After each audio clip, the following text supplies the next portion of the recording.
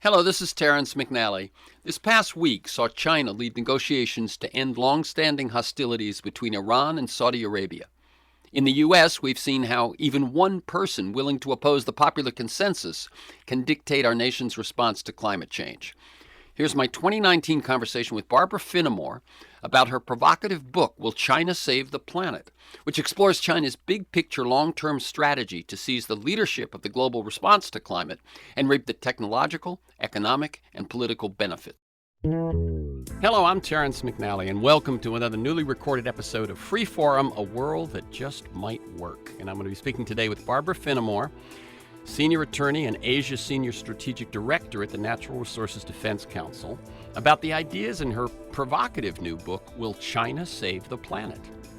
Let me set up this show first by telling you that after a 3-year hiatus, once Trump achieved his Electoral College victory, I started doing new interviews every other week. Paul Hawken on climate change, Naomi Klein on her book, No Is Not Enough, Arlie Hochschild on her book, Strangers in Their Own Land, The Stories That Divide Us, Robert Wright on why he's a Buddhist. The show airs as specials on KPFK 90.7 FM in LA and streams weekly on the Progressive Voices Network on TuneIn, and the podcasts are available anytime, anywhere on Apple Podcasts or iTunes, whatever you call it, Podomatic.com, Google Play, and 20 other sites. And at my website, terrencemcnally.net, TERRENCEMCNALLY.net. Now, today's guest. Since the moment that I heard of the book, Will China Save the Planet, I've been looking forward to today's interview. A little background. For me, the most memorable exchange in an interview I did with Jared Diamond on his 2005 book, Collapse, was when we spoke of China's response to the devastating Yangtze floods of 1998. How devastating? Well, more than 4,100 people killed, 13.8 million homeless, and 240 million directly affected by the rising waters, nearly equal to the entire U.S. population at that time. So the authorities said, why did this happen? The answer came back, it was erosion. Well, why was erosion so bad? The answer came back, deforestation. They said, let's stop deforestation. And in China, basically, that's what happened. And I observed at the time, speaking to Jared, that in the U.S., even if the right choice was made, it would probably take a few years to overcome the timber lobby on the way to getting to the right thing. Well, no timber lobby in China. And we both agreed that despite the darkness of authoritarian rule, they can act for good or ill with speed, change that would take as I say, would take much longer here. And now if we look at today, in the U.S., we see how even one person willing to oppose the popular consensus can dictate our nation's response to climate change. While in China, we see a big picture, long-term strategy to seize the leadership of the global response and reap the technological, economic, and political benefits. Barbara Finamore has experienced China's transformation firsthand. China, the world's largest carbon emitter, is leading a global clean energy revolution, phasing out coal consumption and leading the development of a global system of green finance, as well as being the dominant player in renewable fuels. China's leaders, she points out, understand that transforming the world's second largest economy from one dependent on a highly polluting heavy industry to one focused on clean energy, services, and innovation is essential not only to the future of the planet, but to China's own prosperity.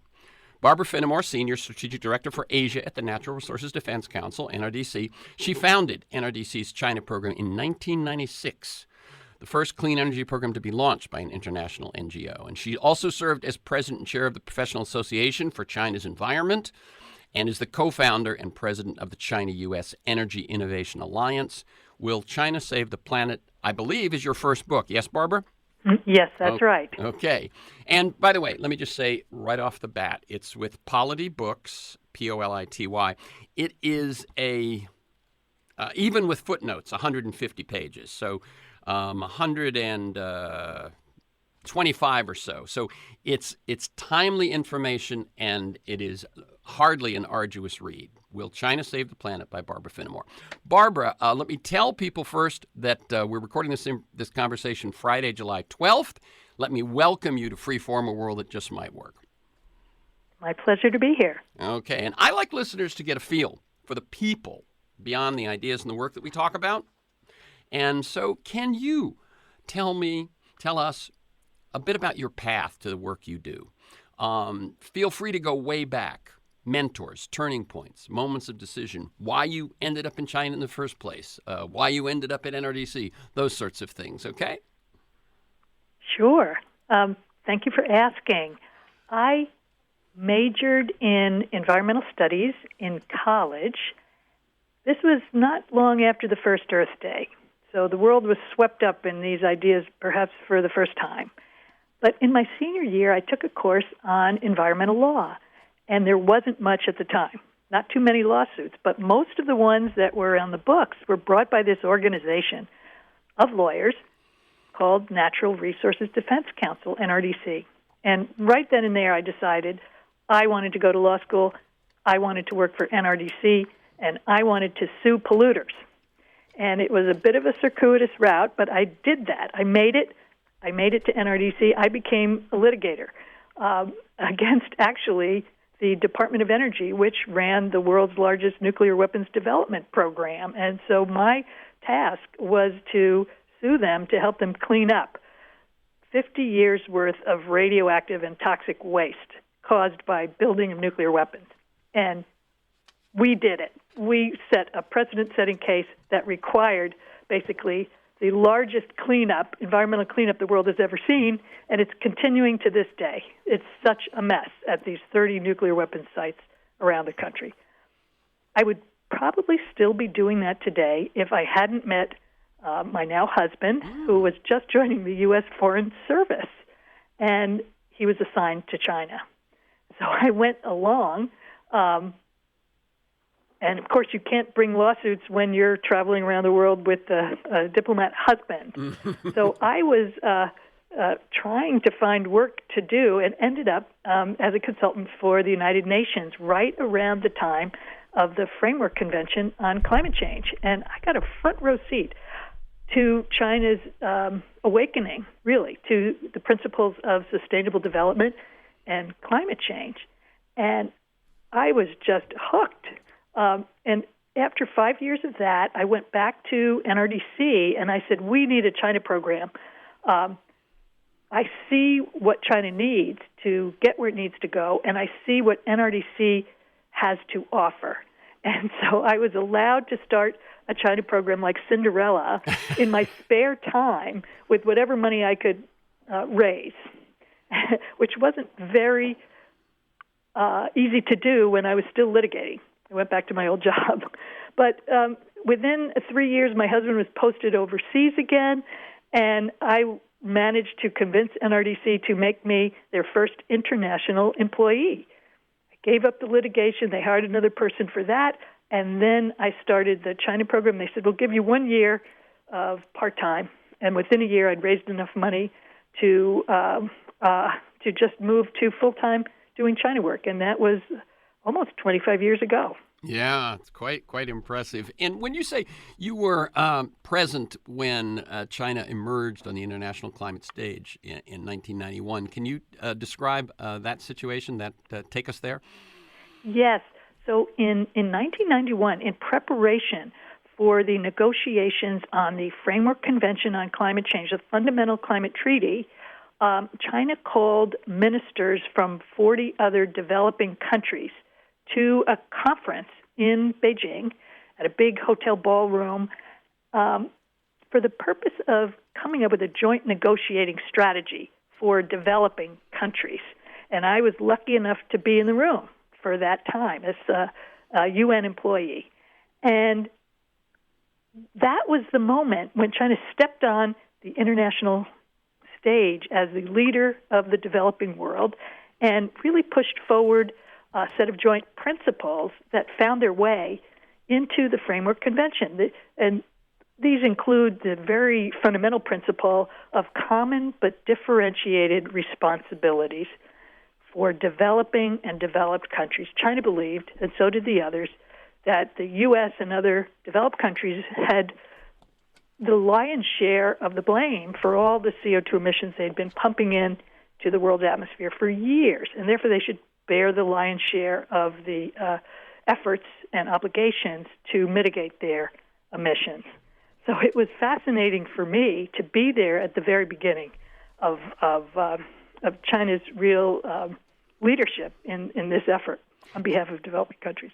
And when you say that common but differentiated, it's that point you made that there would be a different demands, different expectations, different commitments from the developed countries than the undeveloped. But the other crucial thing for China was that all developing countries be in the same bucket. Right. And in the beginning, that made sense. China was still lagging far behind in terms of its economic development in the early 90s. So it was pretty much made sense to count China as one of the 60 other developing countries when looking at climate treaties. But of course, starting in around 2001, when China joined the WTO, its economy just took off in a way that the world had never seen before. It just quadrupled its GDP in 1 decade, and it nearly quintupled its exports, and it was all powered by coal. And ever since that time, as China's economy continues to grow, it's become harder and harder to lump China in with the rest of the developing world. Mm-hmm. Yeah, and we will talk, I'm sure, about the fact that at this point they are the world's largest emitter, which I've mentioned. But let's go back to, you found in the early stages that there was an awareness of climate change, but it was not on China's agenda. And so in your earliest work, you seized instead on energy efficiency because of what was happening for the people in China, not climate change, but what was happening in their air, correct? That's right. So in the early days, we really couldn't talk about China's rapidly growing coal use, and we really couldn't talk about climate change. These were considered sensitive issues. But the way in which China was growing so fast was so wasteful that it was leading to widespread power outages every summer because they couldn't build new coal plants fast enough and because they were using that coal so inefficiently. So it was when these power outages started to really affect people's lives and also their economic growth, because they were having to shut down factories periodically or just require them to operate at night, that the Chinese government came to us and said, now tell us what California is doing, for example, leader in energy efficiency. How can we use efficiency to grow in a sustainable way? Right. In other words, at that point, California was demonstrating that if you were serious about efficiency, you could grow your economy without growing your emissions. That's been our central message in China for all these years. Absolutely. Okay. And let me just, one note I want to say is that you've shifted your work a bit at NRDC. You're no longer leading the work on China and now a strategic advisor on work throughout Asia. Why the change and how did that change intersect with the writing and publication of this book? Our Beijing office was originally, I like to say, one man with a cell phone for about 10 years. We were so small that I could keep growing and running the program, regardless of where I was living. And I continued to follow my diplomat husband all around the world. But we got to the point where it was too big. We now have 50 people in our Beijing office, including attorneys, including environmental activists, including scientists, and it's just not working anymore. So I gave up the position of running the office day to day and left it in the capable hands of our current China program director, Jingjing Chen, who is from Beijing and is there in the office every day leading all these people in a whole variety of projects. Okay. So I moved to the position of strategic advisor, strategic director for all of our work in Asia. And as a result, that's given me a little more time to write this book. Mm-hmm. And how did this book happen? As we said, you've been working in the field, you've been present and involved in a lot, but you decided, I'm going to write a book. And this is a daunting challenge for many people. What happened? I did not decide to write a book. I was approached by a publisher, by Polity Press in London, to write a book as part of their series on environmental futures, a series of short books, each with a provocative title, like Will Big Business Save the Planet? And so they approached me, and I said, no, I'm way too busy actually working on the ground to make things happen. But let me just say they were very persuasive. Very good. And the evidence is sitting right here. And so what did you, if not Polity, what did you hope to accomplish once you said, okay, I'm writing it? I wanted to use this book as an opportunity to let people know how fast China is changing. So for many years, the U.S. government, the Senate or the Congress refused to take action on climate because they said China, or many said, China isn't doing anything, so why should we act? And it's just been the past 5 years, I would say, that China has begun this dramatic transformation towards clean energy, towards becoming the world leader in solar energy and wind energy, in electric vehicles, and in green finance. And a lot of it is triggered by the fact that the previous development model of coal-fired heavy industry, manufacturing center for the world, was just unsustainable. And in 2013, the air pollution got so bad that people were calling it the air apocalypse. Mm-hmm. It was as if every man, woman, and child in China was smoking 1.5 cigarettes every hour. And an estimated 4,000 people were dying every day from the air pollution. Now, what's causing that air pollution? The same thing that's causing China's CO2, 80% of China's CO2 emissions. It's coal. And so because of that air apocalypse, China began to, for the first time, to really target coal consumption and cutting coal use in its key, most polluted regions. Okay, now that exchange with Jared Diamond that I referred to in the introduction, when we said, the leaders decide we're going to take action, and action happens. And we said, well, there's there's an ambivalence then about the what happens under authoritarian rule. Something similar here. I mean, when you state the pivot that China took and the amount of energy, I'm talking about intellectual and human energy, and the amount of subsidies that once they decided we're taking this seriously, the action was swift and kind of unprecedented in the history of the world. Speak a little bit about that, about the nature of the forces of power in China and how that equipped them to make such a rapid pivot. China has a different political system than ours, obviously, and one of the things that they have is a system where all of the provincial governors and the city mayors actually report to the Beijing central government. So that is one way in which the government can issue edicts like this major 1.7 trillion renminbi air pollution control action plan and just set quotas for each province to cut its coal use and to cut its air pollution. We don't have that ability so much in the United States except through national laws like the Clean Air Act. But it's important to note also that local governments have a saying in China, and it says, the mountain is high and the emperor is far away. So one reason we saw coal use, even though it may have actually peaked 4 years ago, starting to creep up again because local governments resist, in many cases, edicts from the central government if they don't think it's in their own self-interest. Mm-hmm. And let's remember that many of these local governments, these cities, these provinces were built on the coal economy. They provide jobs, coal provides tax revenues, and it's not easy to switch away from that. So when the government was closing down a lot of coal plants and requiring them to meet these mandatory caps on coal consumption, many times the local government would find ways to get around that.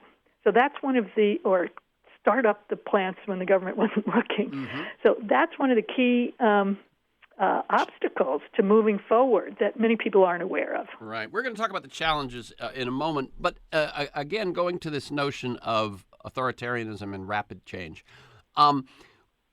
how does it work? One thing that I believe is true, and you tell me if I'm right or wrong, that a lot of the leadership in China, rather than in America, where a lot of the political leadership is lawyers. No offense, Barbara. A lot of the leadership in China is engineers. Am I correct? That's correct.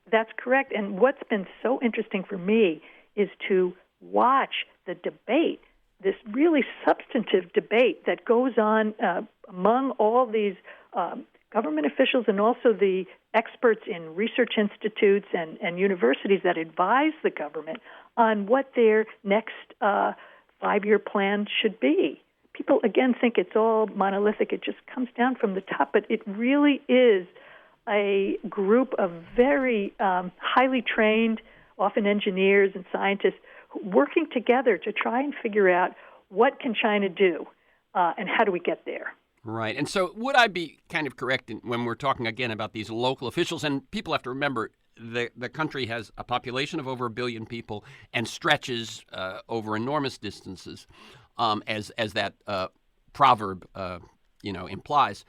But they had one way of living for a long time, and then they shifted to rapid growth. As you say, the entrance into the WTO really enabled them to get into foreign markets, enabled them to become the manufacturing center for the world. And basically it was, you'll have money, you'll have a change in your standard of living, your city and your province will get richer, people will have goodies that they used to just dream about, and you won't have democracy. And what happened, if I'm not mistaken, is come the time of the apocalypse and so on, is that wasn't enough. And now it became, okay, you will have money and you'll have a quality of life. We're going to begin to move into a quality of life. And my guess is that some of those local provinces and some of those local leaders went, wait a minute, this has worked. This has worked for me. Changing is threatening. That's absolutely right. The government decided and the people decided that it's one thing to become rich, but not if you have to wear a face mask to go outside, not if you have your one child suffering from asthma, not if the rivers turn colors depending upon the color that's in fashion in Western clothing. They had to have a better life. And so, yes, the government has been really doing an about-face in trying to figure out how to come up with a continued economic development in a way that's sustainable. I mean, it's interesting. It looks to me like what they've done is they've compressed the evolution of economies in the West into a much shorter time frame. In other words, we went through that same sort of thing. If we go back to, you mentioned the first Earth Day, 1970, the Cayuga River outside, adjacent to Cleveland on fire, things like that. So we had that moment when we said, wait a minute, being the manufacturing center of the world has its costs, and shifted. And what it seems that China does is it goes through these phases much, much more quickly. That's right. They have begun to clean up at a stage in their development that's much faster than any other country in history. And part of it is that the technology, the clean technology, is available now. That's that right. Wasn't available for example, the United States or the UK. And a lot of the reason it's available is that China has put so much investment into clean technologies that they have brought down those costs for themselves and for the entire world. Right. So they're that mixed economy, market, but hugely driven by industrial plans and subsidies in a way that we remember when Obama came into office and we're in that economic crisis and we need a stimulus plan. And I'll just cite, one thing I remember was I think he dropped like $40 billion of that stimulus plan that was going to go directly to the states because Republicans squawked. He ends up with a smaller stimulus plan than needed, although it was probably the biggest clean energy initiative the U.S. had ever seen, without calling it that. But the compromises involved meant that it wasn't what it could be.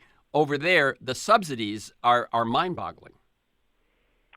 That's right. And just for an example of what you cite is the power of authoritarian governments to move quickly.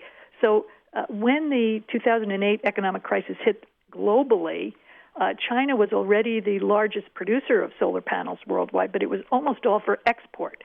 But with that economic crisis, these countries like Germany were stopping their subsidies.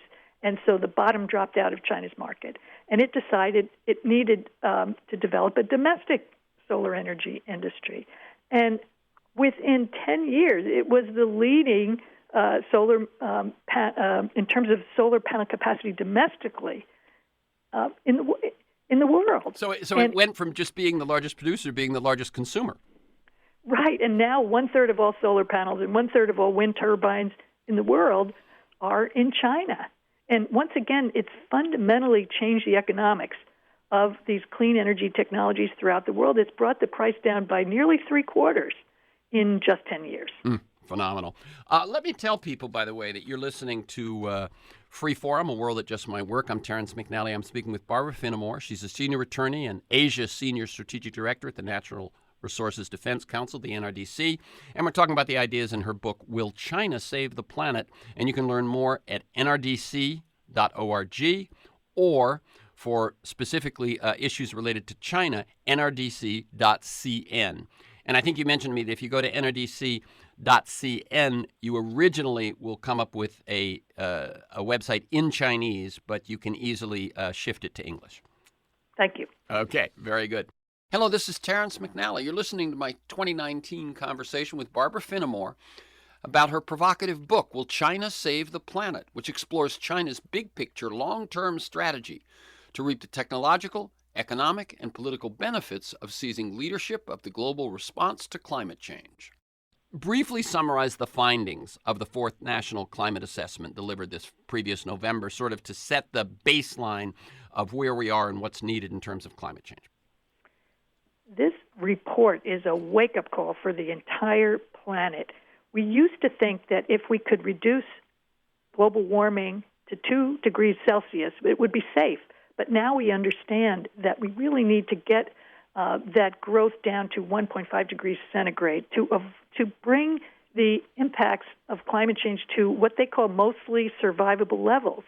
And in order to do that, we have to dramatically change our global clean energy economy, the ways in which we use and store and obtain energy at a speed and a scale that we've never, ever experienced in the world. And if we don't, every aspect of our life on Earth will be worse than we could ever anticipate, to summarize briefly. Yeah, there you go.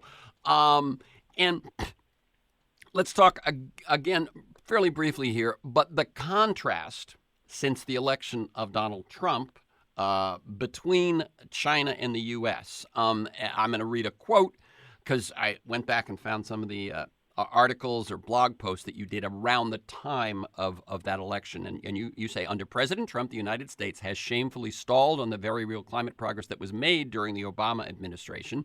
And in June of 2017, you wrote, by recklessly withdrawing from the Paris Agreement, Trump has ceded the race for global leadership to China. And were you speaking in that second quote of global leadership in confronting climate change or global leadership per se? I'm talking about climate change. Okay. I'm talking about climate change. When Trump announced his intention to withdraw from the Paris Agreement in 2020, China seized on the opportunity to announce that it was going to continue to move ahead with its own climate actions, regardless of what the second largest emitter in the world does. This was a chance for China to kind of, seize the reins and enhance its international image. But to be honest with you, China does not want to act alone. It was very comfortable in signing a series of bilateral agreements with the U.S. that really paved the way for the Paris Agreement. And we saw that again just this week when China, the Chinese government, and the French government and the UN Secretary General issued a joint declaration committing China and France to increasing their ambition and strengthening their Paris climate targets, and also publishing a low-carbon plan for 2050 in the near future. So China is, again, using this opportunity, I think, to show its climate leadership and shame the United States. Yeah, and it's interesting. I know that your real answer to the question is, will China save the planet, is not by itself, right? Yes, that's right. Right. That's right. And I think probably we don't recall that much how, while we oppose China's form of government, we look askance at what it does in terms of surveillance, and we're fighting it in terms of what it wants out of our tech companies and so on. There was kind of unprecedented cooperation between the Obama administration and China. Can you talk to us a little bit about that? Because I don't think it was like headline news, because it's just not that kind of thing. There were a lot of tensions between the Obama administration and China, and government officials have said to me on several occasions that actually climate change cooperation was perhaps the only bright spot in collaboration between the two countries, and they made tremendous progress during that time in a series of climate change working groups where the two countries worked on everything together, from how do you monitor and verify greenhouse gas emissions to how do you build the clean cars of the future. And that's what we've lost today. That's what I'm hoping we can bring back, because it's in every country's self-interest, especially the U.S. and China, to work together to accelerate the transition to clean energy, to develop markets that goes beyond countries' borders, and to give strong signals to the industry that the only way forward for them to make a profit is to put their money in clean energy too. Okay, let me make a couple of points. One is Yuval Noah Harari, the author of *Sapiens* and other books. In his book, 21 Lessons for the 21st Century, and I interviewed him on this, he makes the point that he believes the three greatest threats facing humanity are climate change, the possibility of nuclear war, and technological disruption, something that happens through artificial intelligence, something. And he points out that those three problems, all of which have an existential quality to them, demand cooperation. That at a time when we see what's happening in the U.S. and we see what's happening in Europe in terms of right-wing populism and so on, that ultimately the real problems that humans face demand cooperation, collaboration, and that's at the root of everything you're talking about as well, correct? That's correct. And my view is that despite what we think of China's government and of what it's doing in other areas, and there's a lot of concerns, as we know, I don't think we have any choice but to collaborate and cooperate with China on climate change for the very reasons you've described. And I think the U.S. military understands it. The Department of Defense has called climate change a threat multiplier, which increases the severity of all threats to our national security.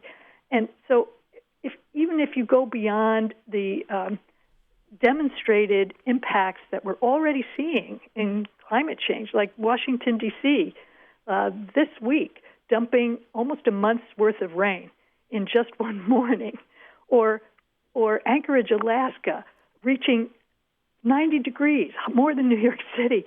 Even if you go beyond it, just to keep our national security together requires that type of cooperation on climate change. Right. And it used to be the thinking, I believe, was engagement with China. This goes back to Nixon opening, visiting China, that engagement would lead to a change in their political system. And I think we have seen that hasn't really happened. However, what you're saying is that on an issue like climate change, and I would guess on those others as well, we will see over time, that you have to say, well, even if it's not going to change the political system, it's an existential global crisis, and we need to collaborate. I would agree. I would agree completely. And people tend to move from one extreme to the other to China's not doing anything, to China's eating our lunch on solar energy and wind power and electric vehicles, so there's nothing we can do. The same thing with climate change. It's not happening on one hand, the next day there's far beyond anything we can do. That's not the case. The U.S. still leads the world in innovation capacity, and we can help to develop the next generation of all these clean energies technologies, probably better than any other country in the world. But we can't do that if the Trump administration continues to try to slash funding for those offices that fund these innovative researchers. Yeah, and we're not even talking about the kinds of massive subsidies you need for execution and implementation. We're talking about the research money you need for innovation. Right. And even with respect to those subsidies, what we're finding now, this is what gives me hope that clean energy transition is already underway, is that China's subsidies and its procurement efforts, its R&D, they brought that cost down for solar and wind so much that now they are phasing out subsidies for solar and wind. They're requiring them to compete with coal head-to-head, and they are winning. Right. They had regulation with subsidies, and now they're finding that regulation alone is probably going to be the path forward in a lot of these avenues. Right, and even with electric vehicles, they're phasing out those subsidies, which were 10 times those in the U.S. And last year, for the first time, the sales of traditional gas-guzzling cars in China dropped, while the sales of these electric vehicles continues to soar. So the transition is happening. Okay. Now, this is kind of a big notion, and I tried to do a little bit of research, and I couldn't come up. But I can remember in the last few years, a wise person wrote that world leadership shifts with the globe's primary source of energy. That Holland, Portugal, Italy were dominant in the age of wind. That Britain was dominant in the age of steam. That U.S. was dominant in the age of oil. And it seems to me that when Trump withdraws from the Paris Accords, China sees a gift that it could be the leader in the age of renewables. What do you think of that kind of analysis? I think that's very wise. It is happening, and it's interesting to put it in the context of what has happened with other countries with different types of energy. But yes, China is not only hoping to become the world leader in renewable energy, it is far and away the largest emitter. By next year, China will have 4 times as many solar panels than the United States, and it's only going up. So, yes, it's seizing that opportunity, just like the other countries that you mentioned. Yeah. Let me just read a couple of statistics from your book. Last year, China added more solar photovoltaic capacity than the rest of the world combined. If China meets its 2020 targets, it will by then have installed 5 times the solar capacity that the U.S. had in 2017. For every dollar that the United States invested in renewable energy last year, China invested 3. Last year, it invested $126 billion. By 2020, it will have spent another 300, and that was written in that was a year ago. By 2020, it will have spent another $360 billion, and by 2030, a dozen years from now, it will have spent $6 trillion on solar, wind, and other forms of clean energy. China recently overtook the United States as the world's largest market for electric vehicles, accounting for nearly half the global total in 2017. It's home to 40% of the world's electric cars, 99% of all electric buses. Talk about that for a second, because I found that an interesting point. That, yeah, they dominate in electric cars, but in buses, they're almost singularly, and that's putting two pathways together, isn't it? One, we want to be in clean energy, but 2, we want to be in shared transportation. Yes, I think China understands that it's not going to be enough if they move all their private cars to electric vehicles. They're clogging the roads right now. People can't move with cars. They have to move to shared vehicles, electric buses, electric vehicles, and also shared vehicles. And so it was really one company in China called BYD, Build Your Dreams, that started to make electric buses a few years ago. They're in the southern city of Shenzhen. And Shenzhen, once these these buses were available, decided not just to replace buses that were at the end of their useful life and put in electric. They decided to convert their entire fleet to electric buses. And many, many other cities in China have done the same. And just in May of this year, the central government, and this is another example of how they can move local governments, the central government required every local government, every city in China to develop a plan for completely phasing out gas guzzling buses. They're going to completely move the whole country to electric buses. Yeah, and China's the largest vehicle market in the world, so that's saying a lot. Yeah, and one thing you point out is that the normal way, even once you say we're going clean, in the U.S., for instance, is when a bus goes out of commission, you replace it with a clean energy bus. And what you're saying is that they said, no, we're not going to wait for the combustion engine buses to die. We're going to just sideline them and replace them before that happens. Yes, and this company, BYD, has now a big bus production facility in California, and they're selling electric buses in this country as well and to other countries because, they can achieve economies of scale that other countries don't. Right. Once you put innovation into motion, and once you back it up with regulation and or subsidies, on the scale of the size of a populace like China, you are doing what other countries can only dream of in terms of what you were just talking about, lowering the price, right? I mean, on their own, they can lower the global price of just about anything. Yes. That's one of the reasons why I asked that question, will China save the planet? Because of what it's done to bring the price down of these clean energy technologies worldwide. Right, that even if it ends up being that America comes back to the fold, which we hope happens sooner than later, and the rest of the world takes it on, that what they have done has accelerated what is possible for anyone else to do. That's right. And then you have a situation where Trump is imposing tariffs on importation of solar panels with, the reasoning that this will bring back solar manufacturing to the United States. That is backfiring. He's not brought solar manufacturing back to the United States because what China has done is build factories that are 4 times the size of anything we could have in the U.S.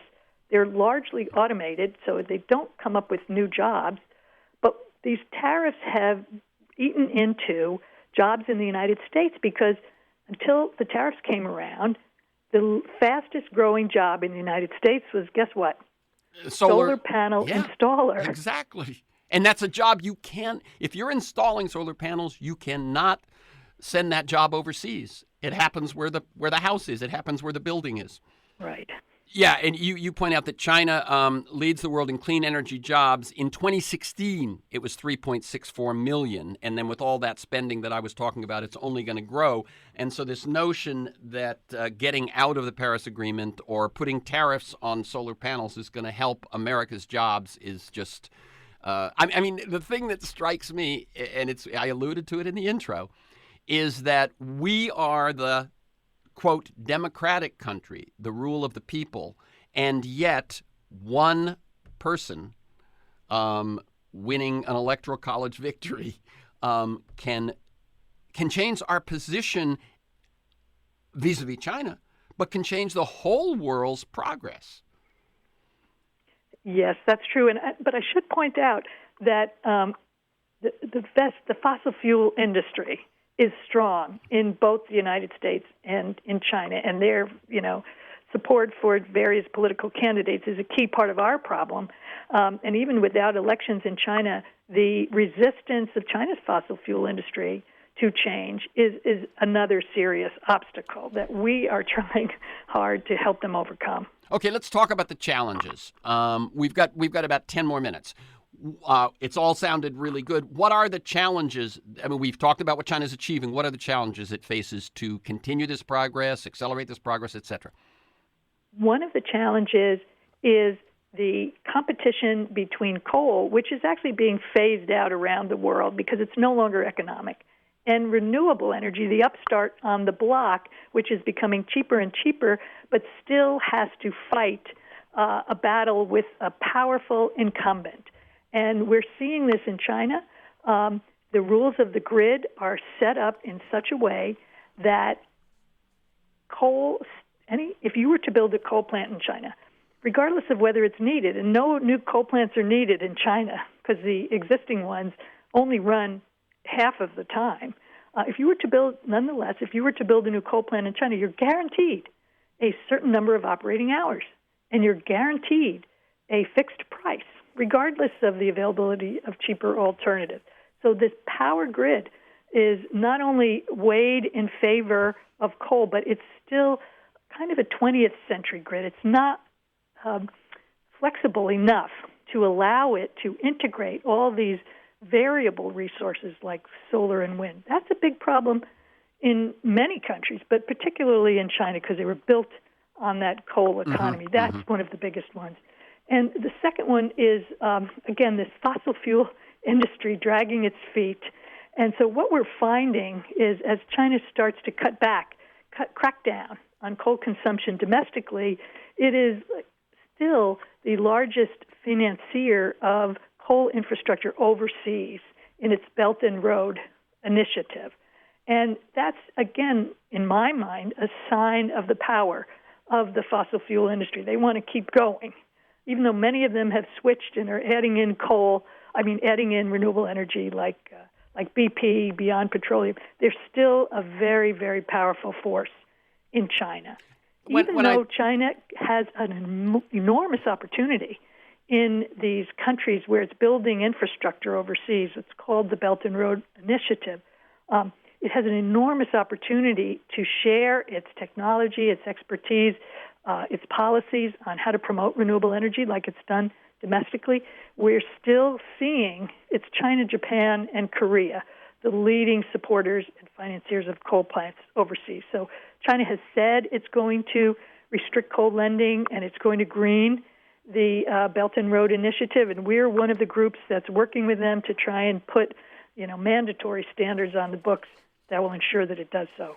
And what's your analysis of why that the progress internationally with China's money and China's initiatives lags behind the progress domestically? Is it that the directives set goals and so on domestically, and they're just a little more lax on what they're doing internationally, and so there the fossil fuel industry gets to put its thumb on the scale more easily?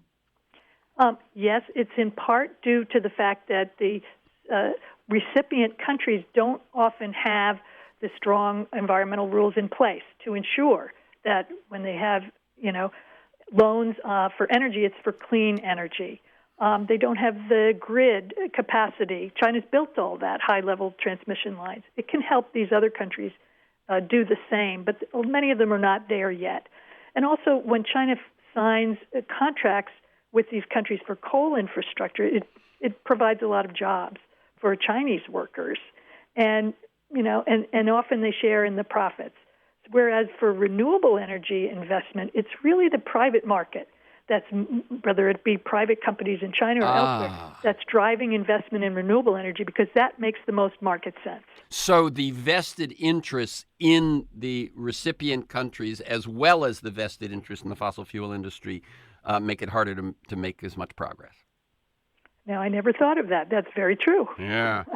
It's true all over the world. Yeah. It is the thing that I always think that when an old regime, whether it's a political, cultural, or economic or industrial, the whoever's leading the old regime is in the highest position of power, and they can always be a drag on the interloper, on the innovator. They've got more money to lobby, more money to spend, more money for corruption. Yes. What about China's carbon trading efforts? How are they doing? So they launched the program, I think it was December of 2017, and it's huge. It's a huge undertaking. Remember, as you said, China is not a market economy at this point.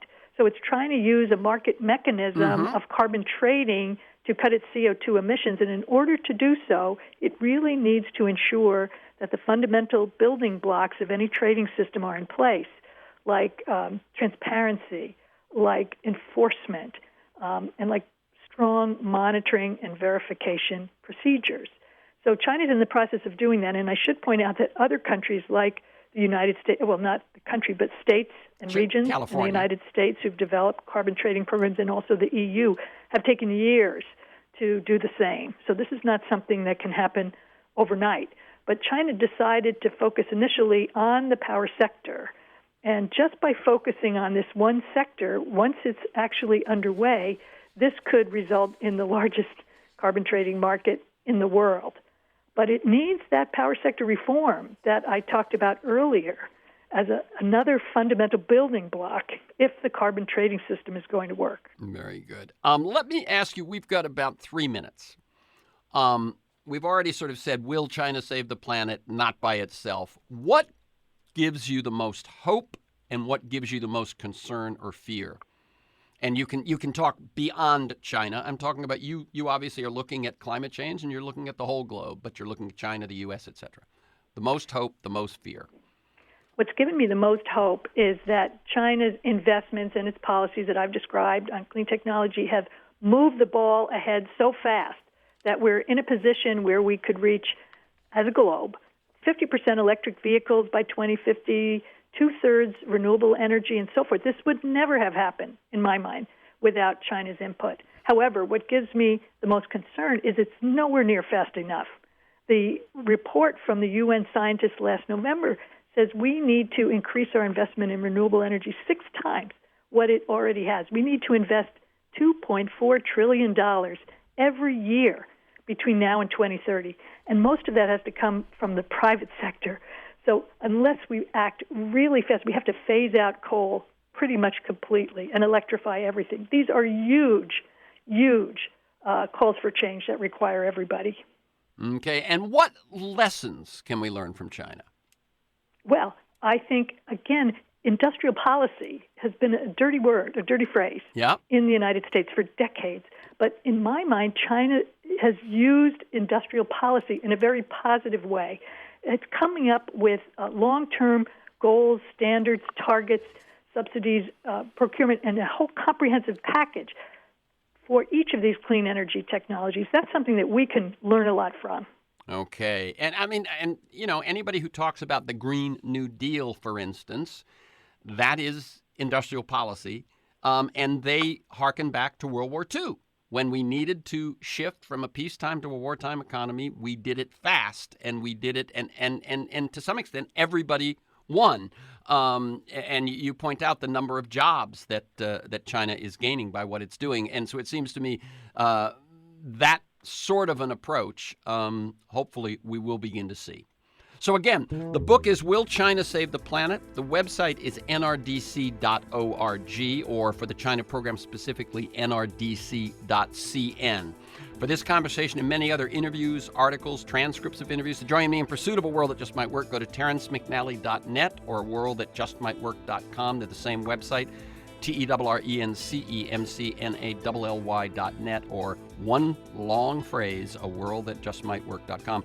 If you want to receive my weekly email announcement telling you who's going to be on, what we're going to talk about, and usually 8 to 10 articles to sort of flesh out the conversation, you can sign up at my site, or you can email me at temcnally@mac.com. You can also subscribe and listen to the Freeform podcast on iTunes, Apple Podcasts, etc., or at my site. You can find years of podcasts at my site. Listen anytime, anywhere. Michael Lewis, Jeremy Scahill, Naomi Klein, Robert Reich, Van Jones, Connie Rice, Greg Boyle. You can also follow me on Twitter at McNally Terrence. Thanks to G. Lee and Mark Maxwell in production, George Vasilopoulos at Progressive Voices, and most of all you, my listeners. Please share this podcast widely. And thank you, Barbara Finamore. Keep up the good work. Thank you. My pleasure.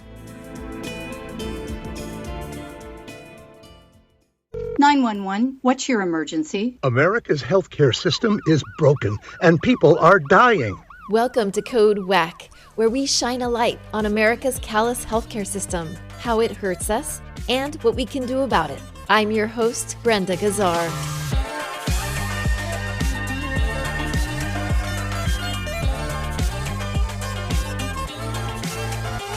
This This time on Code WAC. How does running a hospital like a business run counter to providing reliable and affordable health care? How would having Medicare for all change the way hospitals are financed? And what would it mean for patients, doctors, and the hospitals themselves? To find out, we spoke to Dr. David Himmelstein, a distinguished professor of public health at CUNY's Hunter College and a lecturer in medicine at Harvard Medical School. He also serves as a staff physician at Montefiore Medical Center in the Bronx. Welcome back to Code WAC, Dr. Himmelstein. Thanks for having me. In 1987, you co-founded Physicians for a National Health Program. What inspired you to do that? Well, the experiences of our healthcare system really making it so difficult to care for patients, and many of my patients at public hospitals where I work being unable to get the care they needed and deserved. At the same time, seeing that our country had ample resources to provide excellent care to everyone if they were distributed in a reasonable way. I mean, I spent some of my time during my career working at fancy private hospitals. During my residency, 1 or 2 months, we rotated through a fancy private hospital, and 1 month a year I used to be the attending physician, the staff physician on the wards at Mass General Hospital, one of Harvard's banner teaching hospitals. So I saw excellent care that was available to privileged patients, and often resources at those hospitals that went unused because the hospitals actually oftentimes had surplus resources. And meantime, the public hospitals where I spent most of my time working, patients weren't getting the care they needed. So my partner, Steffi Wohlhandler, and I looked around at what alternatives there were for how to finance healthcare, and we saw that other countries really did it better, and they had lessons to teach us about how you could construct a healthcare financing system that was both fairer, more efficient, and improved health outcomes. Can you give an example? We particularly looked at Canada because Canada's healthcare system in many ways is very, very similar to that in the U.S. And in fact, until we passed Medicare and Medicaid in the mid-1960s and Canada passed its national health insurance scheme around that same time, our healthcare systems and financing systems were almost identical. So it was easy to see how we could make a transition to a national health insurance schemes like Canada, which is not perfect, but has huge advantages. So we really used that as an initial model and thought about what it would take to transition the U.S. Can you explain how hospitals are financed today and how they would be paid under Medicare for all? Well, at this point, hospitals bill patients or their insurance plans for each hospital stay generally. And depending on what the insurance is, they may get more or less. So a patient with pneumonia with insurance from a private insurance plan, generally the hospital gets paid more than the same patient if they're covered by Medicare, and much more than if that patient is covered by Medicaid. And if they're uninsured, the hospital will bill the patient themselves and try and collect from them. And sometimes hospitals get some money for uninsured patients from government funds. So there are multiple streams of payment. There's private insurance, there's Medicaid, there's Medicare, and patients themselves, both the uninsured and then co-payments and deductibles that patients have to pay even if they are insured in many cases. So one impact of that is that some patients bring in more money than other patients do. If you have private insurance, you're going to get, the hospital gets paid more than if you have Medicare, and Medicare more than if you have Medicaid, and in most cases either of those more than if you're uninsured. Single payer would really change that in two ways. Well, one is everyone would have the same insurance, so there'd be no distinction among patients, so there'd be no more for Sally than for Alice. And that's one important piece. But the second is, in countries like Canada, where everyone has the same insurance, generally hospitals don't bill for each patient and each time they're admitted. They get paid one lump sum amount each month for their operation, much like a fire department gets paid in the U.S. So the Canadians and people in many other countries have said, why would we bother trying to figure out